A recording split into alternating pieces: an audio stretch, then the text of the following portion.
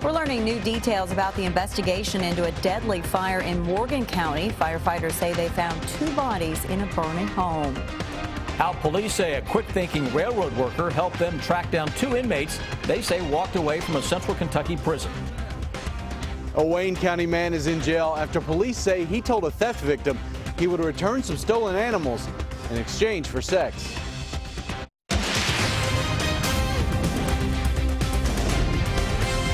This is WKYT News at 6. Good evening. A terrible discovery inside a burning Morgan County home. Firefighters say they found 2 people dead, and now they're trying to figure out what led up to the fire and those deaths. Firefighters say they were called to a home on Rockhouse Branch Road near the Wrigley community late this morning. Garrett Weimer is tracking the investigation tonight. It's our top story at 6. Firefighters say a neighbor called 911 after hearing an explosion at a home here on Rockhouse Branch Road. The fire didn't take long to turn the place to little more than ashes. By the time firefighters got here, there was nothing left. We didn't know if anyone was in it or not, and so the lady's car was there and her purse was in the car, and the lady up above it said that she thought that's the only place she knew of she was there. So we finally got extinguished the fire, and the fire investigator got there, and we found them, 2 of them. Chief Patrick says the woman and a family member of hers died in the fire. They also found 5 dogs that died inside. The fire is under investigation. Like I said, I don't know if anyone ever know what really happened, because everything's gone, and no indication of where it started from, or there was a wood burning stove, and you kind of always think something like that could have happened, but it could not have. I don't know. In Morgan County, Garrett Weimer, WKYT. So far, the coroner has not released the names of the 2 victims. Their time on the run didn't last long. Tonight, police have arrested 2 inmates they say walked away from the Blackburn Correctional Complex in Lexington. Jordan Green and Waltez Franklin were reported missing from the prison about 8 last night, but this afternoon, police say they tracked them down near the Harrison-Grant County line. Sean Moody tells us what led to the arrests. There's 2 escaped inmates in the area, so if y'all see them, just give us a holler. I watched the news last night. Same guys. If the escapees themselves weren't already the talk of Corinth, the search certainly was. This morning, police say a railroad worker saw the 2 walking along the tracks. He said they asked for directions toward town, and he told them to head north, but he was suspicious. But it looked like the individuals he saw on the news. So he called police. For hours, they searched. Up and down the tracks about 3 or 4 miles in each direction. And early this afternoon, that search paid off. State police said one of their canine officers spotted them along the tracks near Corinth-Hinton Road. They said the dog took Jordan Green down and Waltez Franklin surrendered. Police said if that railroad worker hadn't called it in, the 2 would likely still be on the run. If that railroad worker would have just told them guys to keep heading north, when they asked for directions, and not called us, we would have never been in the area to start with, and then they could have gotten into a vehicle or somewhere and been gone. In Corinth, Sean Moody, WKYT. And Green would have been eligible for parole next year, while Franklin would have been eligible in 2018.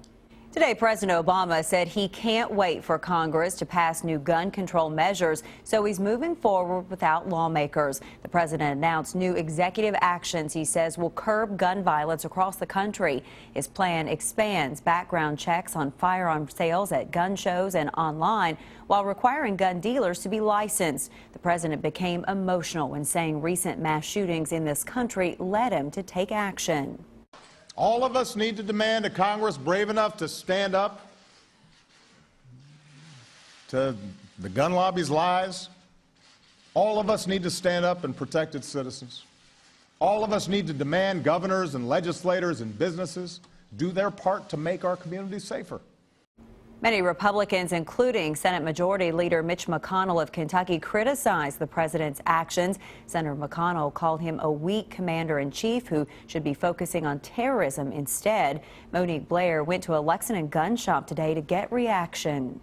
Bud's gun shop and range really won't be affected by President Obama's executive order because it's already a federal firearms licensed company, meaning everyone who tries to buy a gun from the company must pass a background check. The only thing that he had said, which I think some people must be taking out of context because it's not true, I don't know who he was referring to, was that online sales, you forego a background check, which is not at all true. Although Bud's gun shop sells many products online, it will never ship a firearm to an individual. A person must physically come into the shop or Bud's will ship to another registered FFL holder. At that time, the dealer would then do an in-person background check on the buyer. President Obama's executive order states that anyone in the business of selling a firearm must register as a licensed dealer. It's a move he says will narrow the so-called gun show loophole. I have doubts that some of the efforts will have the intended results.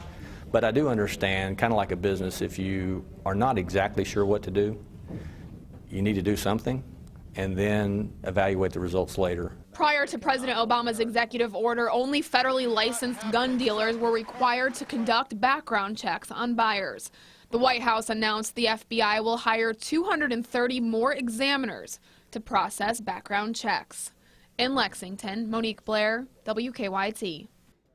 Since President Obama's election, the number of concealed handgun permits soared. Nationwide, the number went from 4.6 million in 2007 to 12.8 in 2015. It's estimated nearly 8% of Kentuckians have concealed carry permits. A suspect's unusual appearance helped police make a couple of drug arrests in Laurel County. London police say they arrested 28-year-old Philip Latimer, on the left there, and 35-year-old Jennifer Gerald this morning and charged them with drug offenses. Police say that someone reported some possible drug activity near the London shopping center.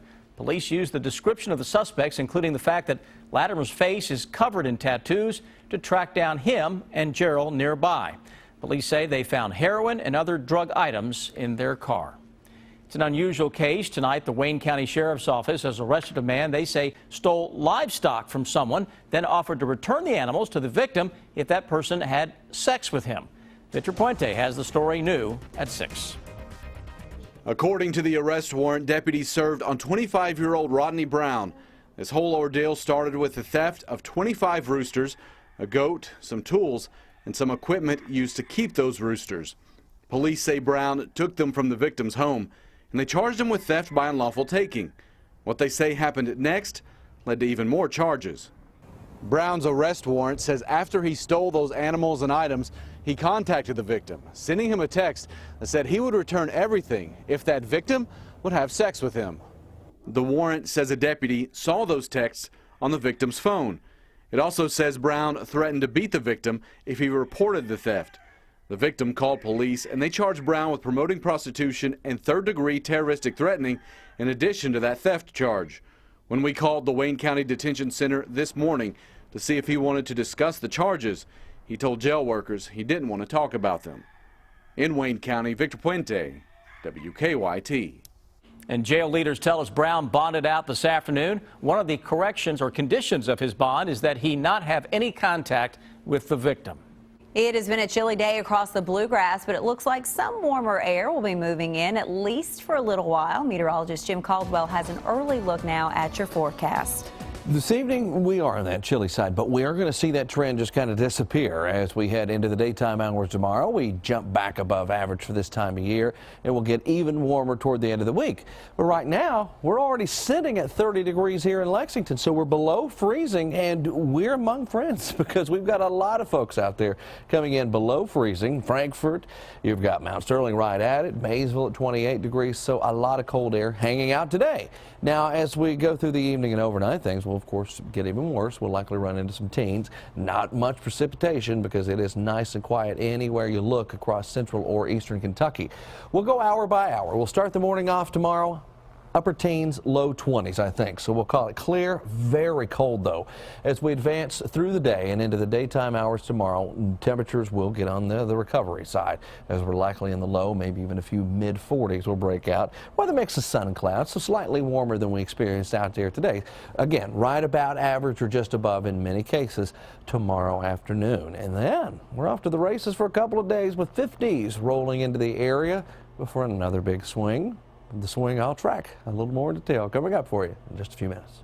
Jim, thank you. Kentucky lawmakers returned to Frankfort today for the opening day of the 2016 legislative session. And it's the first with new Governor Matt Bevin, and some lawmakers believe the House could be on the brink of a major change. Phil Pendleton has more on the session's first day.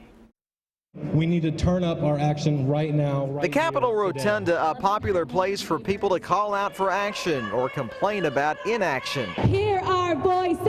Calling themselves We Are Kentuckians, a group made up of many groups spoke out for a better environment, fairness, health care, and better wages. It's to stand up for the rights of workers to bargain with their employers. The session began shortly after noon, moments before House Speaker Greg Stumbo was swarmed by media asking about the mood of the day, given that his chamber's Democratic majority could soon be in question. I don't think it needs to be tense. I don't think first days need to be intense. I think first days need to be ceremonial. A lot of people have their families up here. And House Republican Minority Floor Leader Jeff Hoover took to the floor early in the session when they gavelled in at noon today, asking that there be fairness, stating that he believes that Democrats no longer have the bold majority they once did.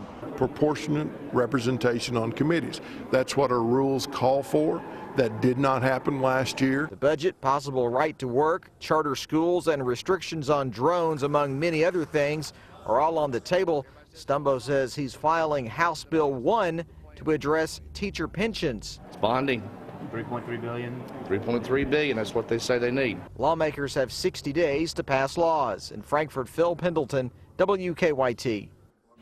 Democrats hold a 4-seat majority in the House, but if Republicans win all 4 special elections in the House in March, the chamber would be at a 50-50 tie between the parties.